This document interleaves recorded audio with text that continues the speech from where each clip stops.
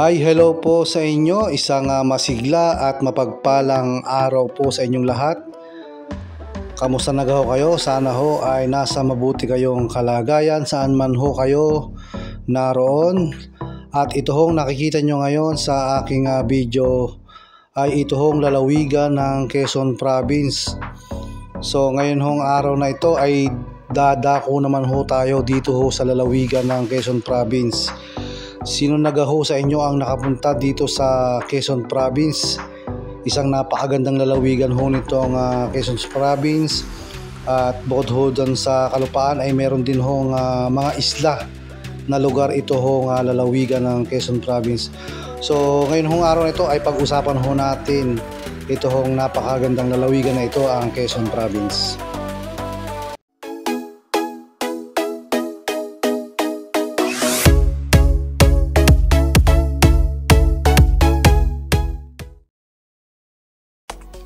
Ang lalawigan ho ng Quezon Province ay dating tinatawag na Kalilayan noon hong 1591 at noon naman hong 18th century ito ho ay tinawag na Tayabas. At kalaunan ho ay ito'y tinawag na Quezon Province galing ho sa pangalan ng ating dating presidente ho na si Manuel Luis Quezon noon hong 1935 to 1944. So doon ho nanggaling ang Quezon Province. Ang lalawigan ho ng Quezon Province ay kilalang kilala ho sa nature and tourism. Gaya ho ng kilalang kilala na bundok ho ang tinatawag na Mount Banahaw. Isa pa ho sa pinagmamalaki dito sa Quezon Province ay ito hong Cagbalete Island at ito ay dinadayo ng marami hong mga turista.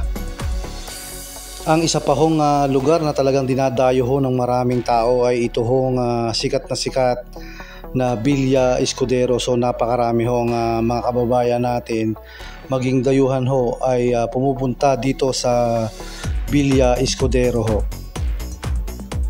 Isa pa ho sa mga dinadayo ho dito sa Quezon Province ay ito hong kanilang mga kultura at yun hong mga masasarap na pagkain ho o yung mga lutuin ho na talagang dinadayo ho ng mga turista. Isa ho sa mga festival na dinadayo ho dito sa lalawigan ng Quezon Province ay ito hong tinatawag na Agawan Festival dun ho sa Sariaya, Quezon. Ito hong tinatawag na Lukban Longganisa ay talaga hong dinadayo ho ng mga turista at mga kababayan natin maging dayuhan dahil ho sa napakasarap na lasa. At bukod ho dyan ay itong pansit habhab na matatagpuan din ho sa bayan ng Lukban, Quezon. So bukod ho dyan may mga iba pa pong mga produkto na talagang dinadayo ho ng mga maraming turista pag pumupunta po ng lalawigan ng Quezon Province.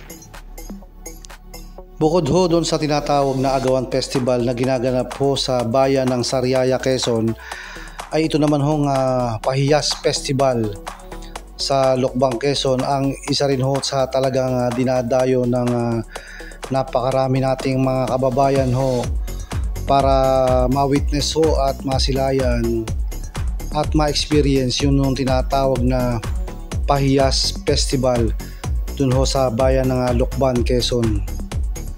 Isa ho sa kilalang kilala din ang lalawigan ng Quezon Province ay dahil ho dun sa napakarami nilang napuproduce o na-harvest na mga nyog.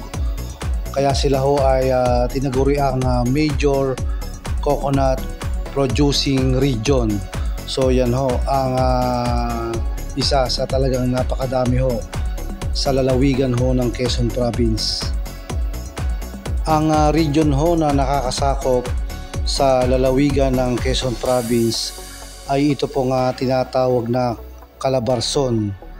At itong Quezon Province din ho ay na-discover noong 1591 at katulad ng aking nasabi, ito ay tinatawag na Kalilayan noong 1591 at noong 1754 ito po ay tinatawag na Tayabas.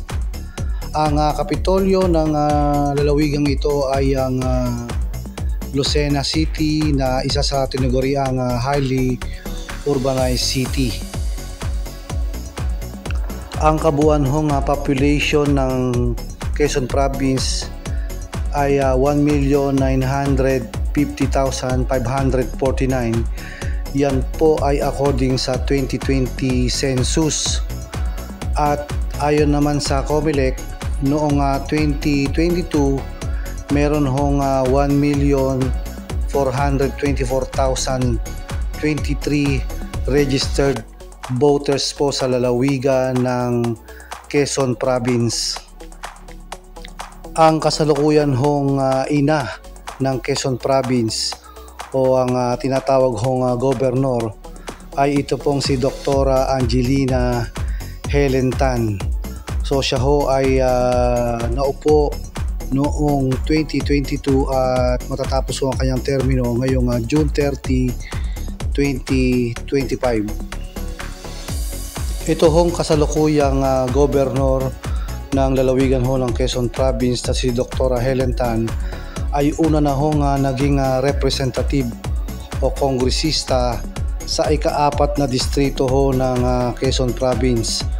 So siya ay unang pumasok sa larangan ng politika noong 2013 at mula noon hanggang 2022 ay siya ang representative ng ika-4 na distrito ng lalawigan ng Quezon Province.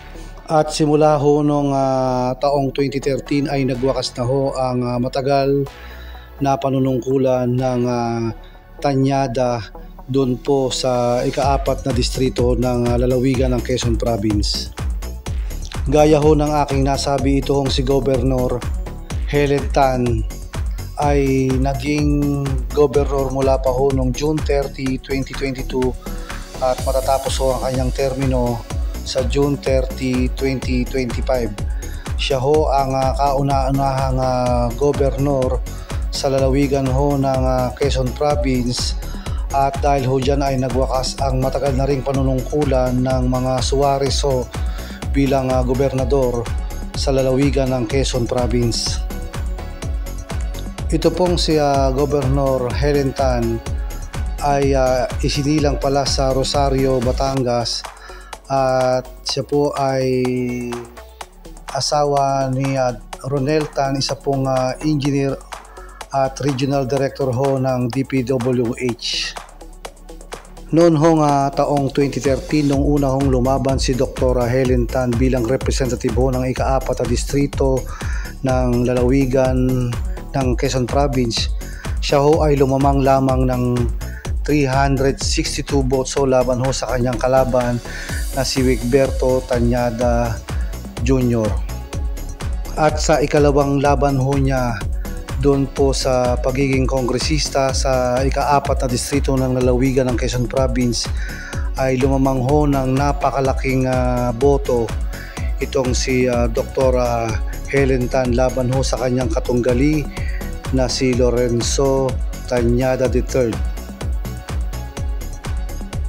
At sa ikatlo niyang pakikipaglaban sa posisyon ng pagiging kongresista sa ika-4 na distrito ng Quezon Province noong 2019 ay wala pong naging kalaban itong si Dr. Helen Tan noon pong taong 2019. Dahil ikatlong termino na sa pagiging representative itong si Dr. Helen Tan, siya ay nagpasyang lumaban bilang gobernador ng lalawigan ng Quezon Province at doon sa labanan na yan noong 2022 ay nakakuha ng botong 790,534 votes laban sa nakaupong gobernador na si Danny Suarez na nakakuha lamang ng 320,296 votes.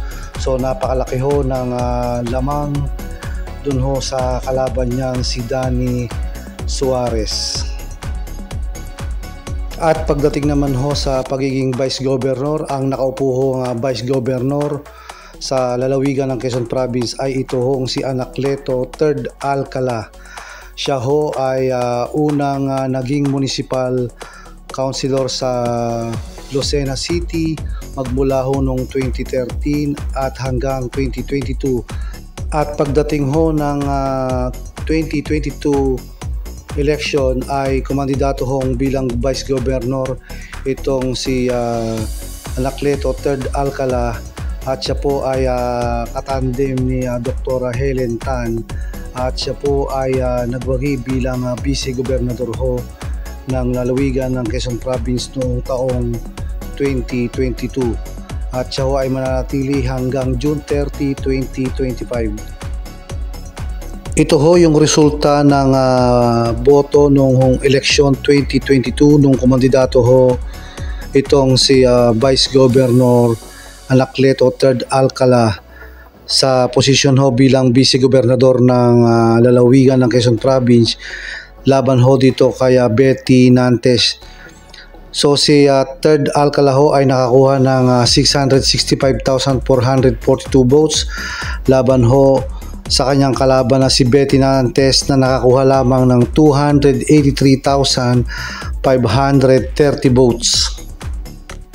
At base ho sa talaan ng COMELEC ngayon ho darating na May 12, 2025 ay ito ho ang mga kandidato sa pagiging gobernador ho sa lalawigan ng Quezon Province. So unang-una na ho dyan si Perlita Labides ng Kilusan ng Bagong Lipunan, James Marcos Taliano Taiga na independent, at isang Josepino Monterrey na isa din hong independent, at ang nakaupo hong gobernador na si Dr.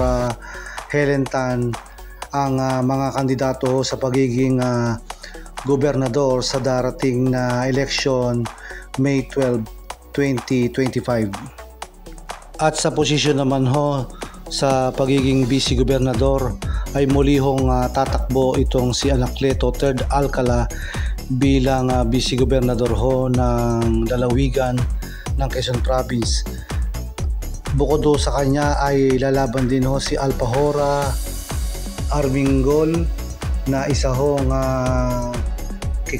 KBL, at tatlo pa hong independent na si Chodoro Capina, Brian Carugda at Ding Maraya ho na mga independent ho na kandidato sa pagiging vice gobernador ho sa darating na May 12, 2025. Ang nakaupo hong gobernador na si Dr. Helen Tan at vice gobernador Anacleto Alcala ay muling sasabak sa pagka-gobernador at vice gobernador sa ikalawang pagkakataon sa lalawigan ng Quezon Province. Sumabak na rin ho sa politika ito hong anak ni Governor Helen Tan, itong si Kate Mikhal Kim Tan, at siya po ay lalaban po sa posisyon ng pagka board member ho ng lalawigan ng Quezon Province. At bukod ho doon ay lalaban din ho ang isa pang anak ni Governor Helen Tan, itong si Kate Mika Mike Tan bilang representative ho sa ika-4 na distrito sa lalawigan ho ng Quezon Province.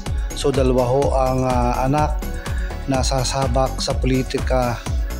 Ang anak ho ni Dr. Helen Tan, ang gobernador ng lalawigan ng Quezon Province.